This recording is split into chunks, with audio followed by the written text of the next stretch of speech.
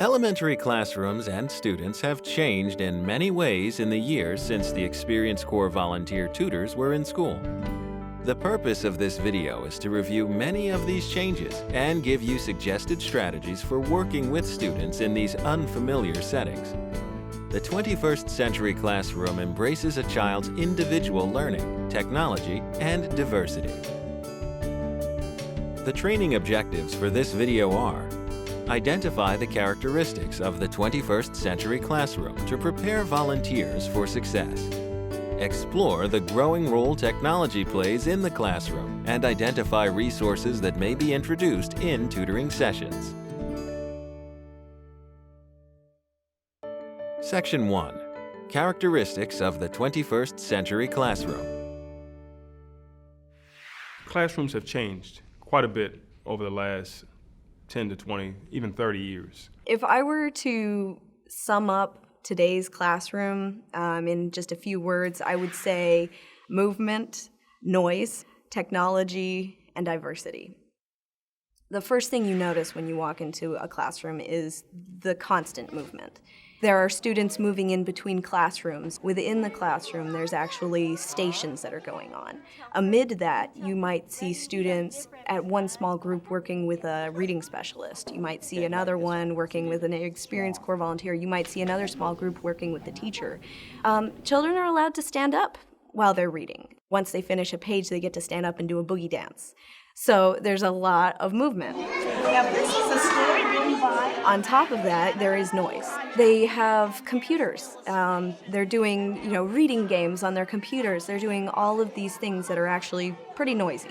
And on multiple occasions, some of our volunteers actually had to stand up in their small group and walk around to each child in order to hear what they were saying.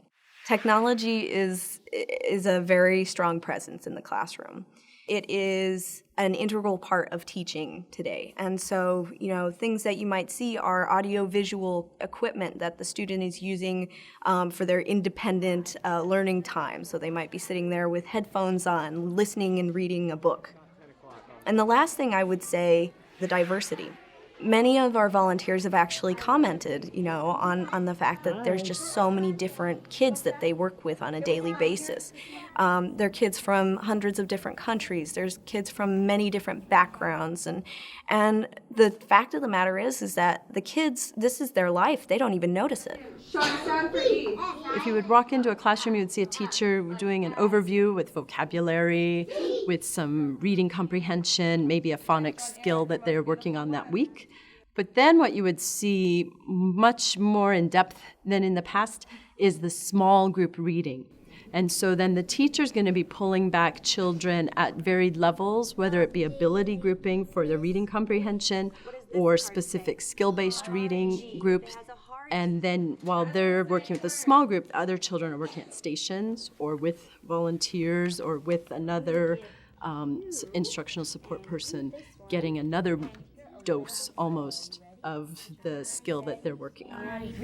I think a lot of what's changed also in schools is we're asking the child to give back an answer, but we need to connect that to the real world. Oh my goodness, who also has a life cycle? Us! How are they going to use it in the future? How is it going to be related to life? Because bottom line, that's how they're going to remember it. If we can't relate what we learned in school to when we get home or what we're going to do in the future, it doesn't make sense for a child.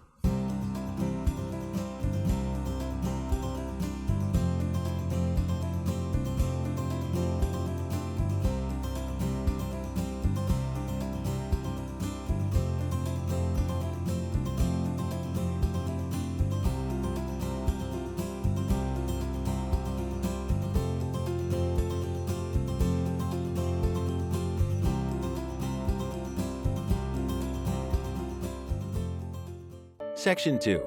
Technology in the classroom. The dynamic that we have in our society right now is we've got children who, if they're under the age of 10, probably have grown up 100% seeing a screen most of their lives. Whether it's a television screen, a phone screen, a tablet, a computer, they've watched movies on it, they've played games, they start to thirst for it. these games are fun, they're exciting, the movies are fun and exciting with special effects and, crazy voices. And now here you come in with a book that is a static thing. You are not some cartoon character with funny voices and crazy hair and things that are going to entertain this child. So you're already coming in a few steps behind because this child is going to expect some entertainment on some level. Being aware of that and making the personal connection is the only way to combat entertainment. Technology has had such a huge impact that as volunteers, we need to be cognizant of that. And we need not be afraid of the fact that cell phones are in classrooms, iPads, computers, even if you're not as literate as others. Because I don't believe that someone is totally illiterate. I just think we have different levels of literacy. So it may very well be that as we start establishing relationships with these students and or teachers, it may be time for us to brush up on some things and learn some things that perhaps we didn't want to learn, and that's why some of us left our jobs. And or we haven't been engaged with our grandchildren, nephews, nieces, or neighbors to learn some of these skills. But be ready and be open to the fact that, yes, there has been change, but at the end of the day, these children are there to learn, and we're there to help support that. The fact of the matter is that we have a job to do. We're here to help increase these students' literacy skills.